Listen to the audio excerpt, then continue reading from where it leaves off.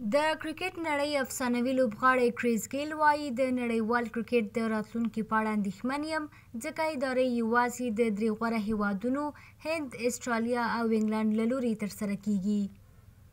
دغه ویسټ انډیزی لوبغاړی وړاندیز کوي چې د نړیوال کرکټ د راتلونکي د ودې لپاره باید کوچنیو لوبډلو ته د ډیرو لوبو فرصت ورکړل شي.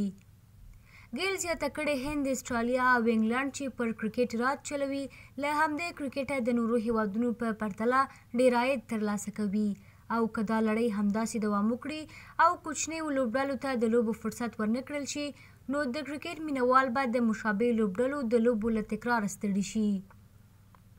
43 کلن ګیل وړاندیز کوي چې کوچنیو لوبډلو او کمزوري هیوادونو ته باید د ډیرو لوبو موقع ورکړل شي څو دوی خپلې وړتیاوې لوړې کړي او لوبغاړو ته یې باید د لوړو لوبډلو په څیر ښه پیسې ورکړل شي. د یادولو ده چې ویسټ انډیز لوبډله په لومړي ځل د یو ورځنیو لوبو د نړیوال جام له سیالیو هم پاتې شوه.